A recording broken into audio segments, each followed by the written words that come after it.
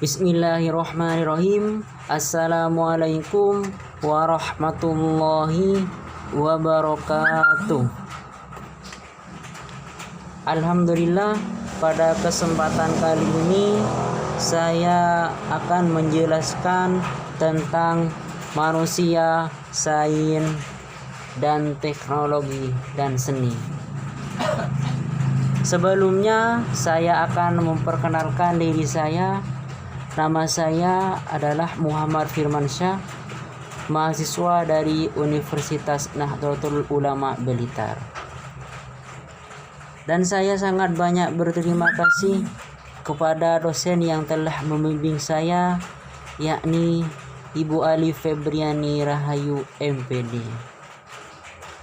Karena berkat jasa beliau, PowerPoint ini dapat terlaksana.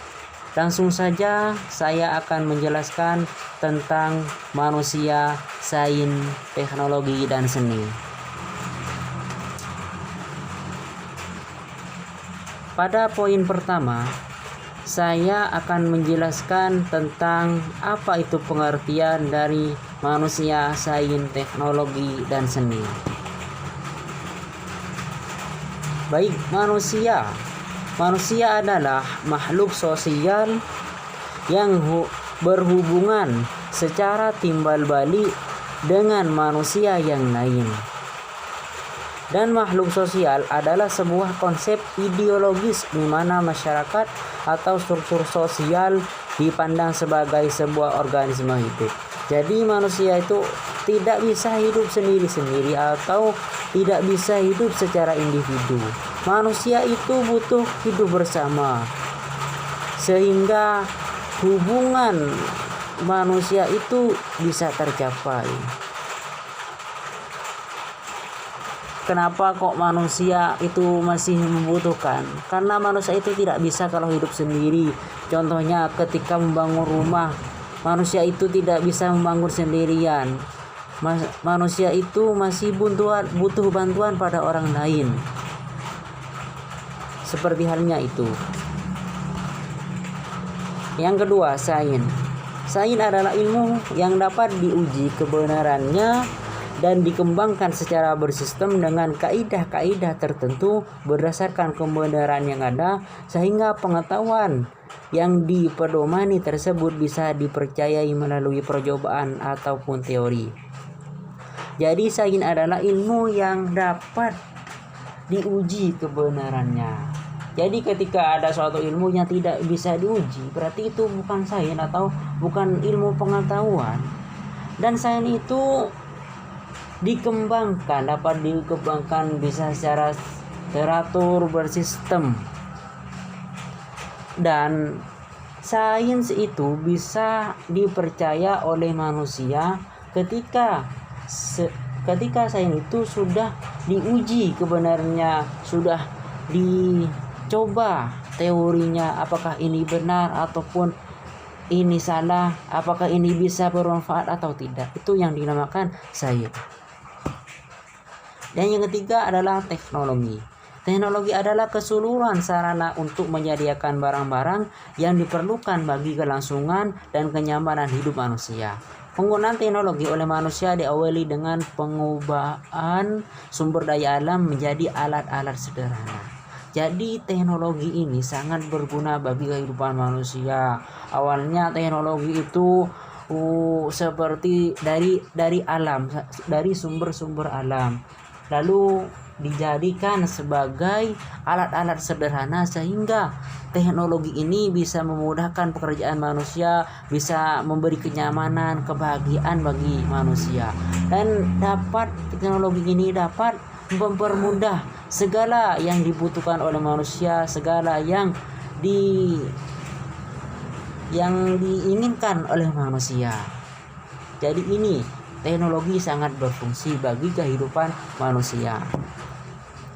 Yang keempat adalah seni. Seni adalah segala sesuatu yang diciptakan oleh manusia yang mengandung unsur-unsur keindahan dan mampu membangkitkan perasaan dirinya sendiri maupun orang lain.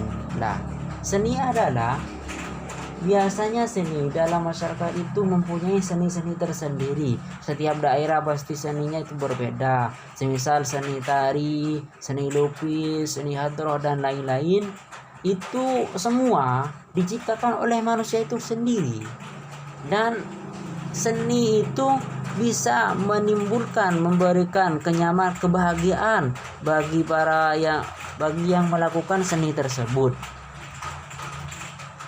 Awal kata seni yaitu adalah sani, artinya bahasa Singketa yang memiliki arti persembahan atau pemujaan. Jadi arti seni itu bisa diartikan sebagai persembahan atau pemujaan. Baik, pada poin yang kedua saya akan menjelaskan tentang peranan sains teknologi bagi kehidupan. Apa sih peranan sains teknologi dan seni bagi kehidupan manusia? Yang pertama, terhadap kebutuhan pokok. Kebutuhan pokok itu bisa berupa kebutuhan sandang, pangan, dan papan. Jadi ini gunanya atau peran sains teknologi dan seni itu peranannya seperti memudahkan makanan, mendapatkan tempat tinggal, pakaian, dan lain-lain. Yang kedua, peran terhadap peningkatan kesehatan. Jadi ketika adanya teknologi, ketika adanya pengetahuan, peningkatan kesehatan itu bisa teratur, bisa sesuai ketika sudah ada teknologi. Dan yang ketiga, peran terhadap penyediaan energi, baik itu energi listrik, energi lain-lain, pokoknya yang berkaitan dengan energi itu adalah peranan teknologi. Dan yang keempat, peranan terhadap komunikasi dan transportasi.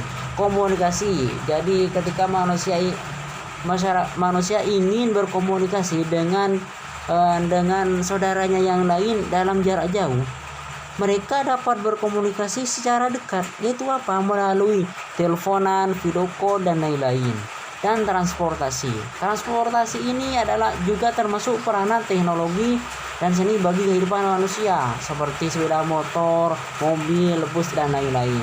Jadi ketika sudah ada transportasi, bisa memudahkan manusia untuk pergi kemanapun, untuk mencukupi kebutuhannya, dan untuk memudahkan segala urusannya.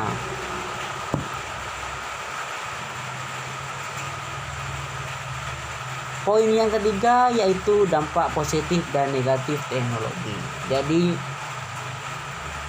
teknologi itu bukan cuma memberi manfaat, ada juga kadangkala teknologi itu dapat memberikan mudarat, itu dampak negatif. Apa sih dampak positif dan negatifnya? Yang pertama, dampak positif. Dampak positif ialah mempercepat arus informasi. Ketika ada informasi di suatu daerah lain dapat cepat tersebarnya melalui alat teknologi seperti HP, laptop, dan lain-lain. Yang kedua, mempermudah komunikasi. Jadi saya udah jelaskan tadi, dapat memudahkan komunikasinya melalui video call, teleponan, dan lain-lain. Yang ketiga, mempunyai banyak dampak positif untuk pendidikan. Dampak positif bagi pendidikan itu sangat banyak. Itu bisa menambah wawasan bagi siswa, mempermudah proses belajaran, dan dapat meningkatkan potensi siswa melalui alat teknologi. Itu yang ketiga. Yang keempat, sebagai tempat jual beli online. Jadinya ketika manusia itu ingin berbisnis, bisa berbisnis online melalui teknologi, seperti jualan makanan, pakaian, dan lain. Apalagi sekarang kan musim pandemi, jadinya ini kesempatan besar untuk jual beli online. Karena dalam berinteraksi secara tatap muka atau secara manual itu tidak diperbolehkan oleh mereka. Ini kesempatan, yaitu menjual beli online, baik makanan, minuman, dan lain-lain. Yang kedua adalah dampak negatif. Apa saja sih dampak negatif? Yang pertama, malas bersosialisasi.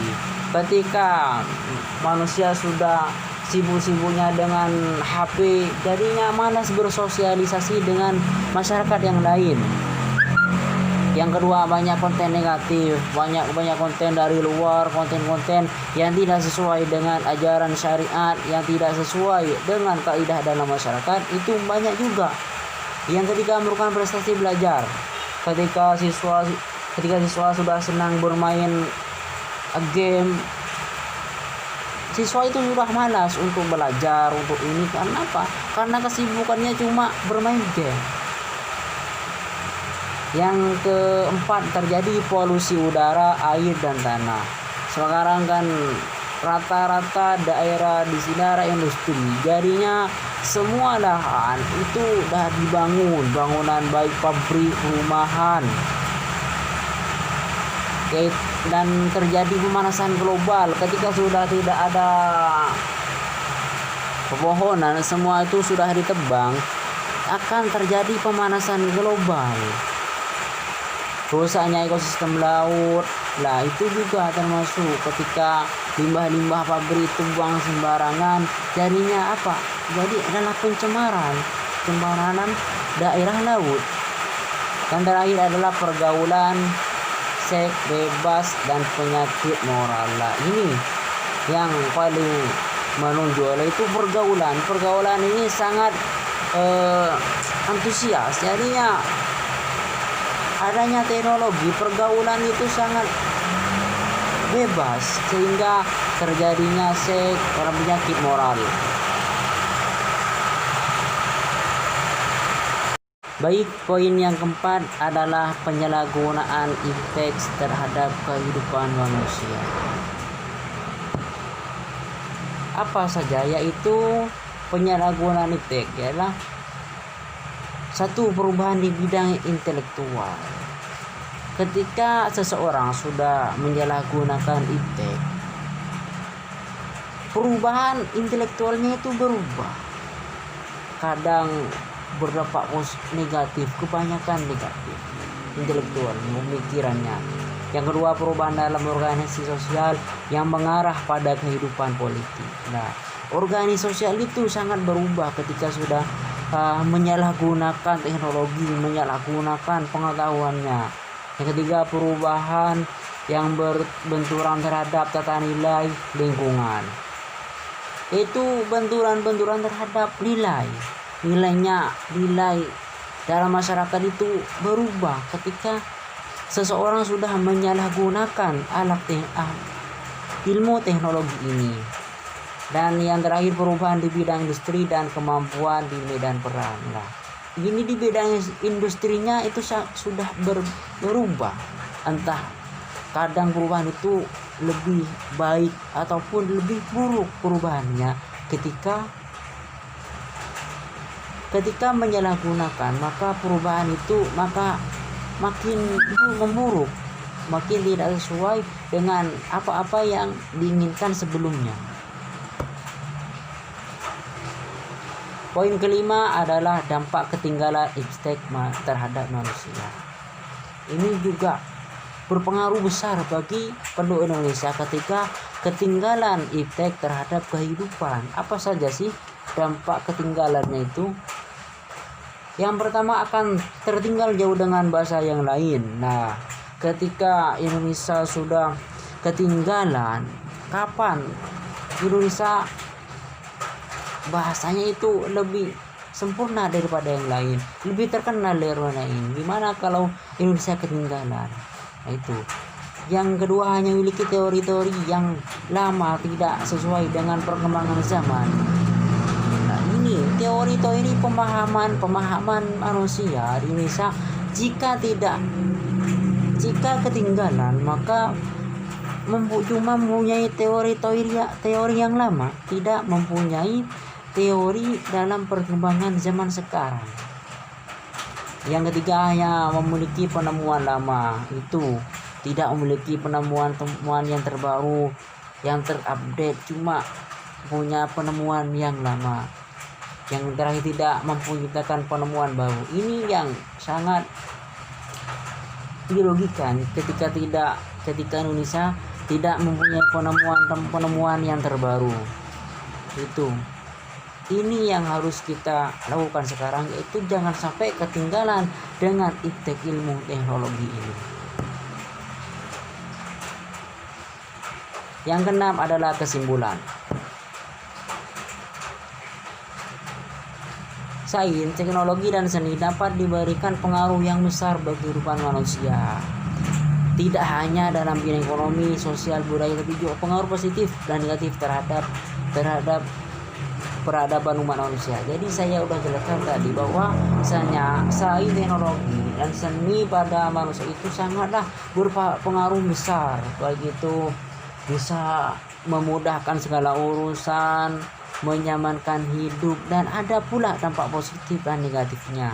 Oleh karena itu, memanfaatkan sains, teknologi, dan seni haruslah disadari dengan sikap tanggung jawab dan moral. Nah, ketika kita menggunakan alat teknologi dan lain-lain, kita itu gunakan juga sikap kita, moral kita dalam bertingkah dalam sosmed, dalam bergaul dalam sosmed. Itu yang kita harus sadari, sikap tanggung jawab kita, dengan cara mengoperasikan antara linguis dengan nilai-nilai keagamaan. Jadinya nilai-nilai keagamaan kita itu juga harus diiringi, jangan sampai imbang sebelah. Jadi apa yang terjadi? Kebanyakan dampak negatifnya ketika terjadi ketidakseimbangan. Maka dari itu kita menggunakan alat teknologi ini didasari dengan keagamaan, nilai keagamaan, biar kita tidak terjerumus dalam teknologi. Nah, itu yang harus kita lakukan ketika dalam bersosmed dan lain-lain. Cukup itu dari saya, kurang lebihnya saya mohon maaf yang sebesar-besarnya. Semua kesalahan itu dari saya, dan semua kebenaran itu hanya milik Allah semata. Cukup sekian dari saya. Akhirul kalam. Assalamualaikum warahmatullahi wabarakatuh.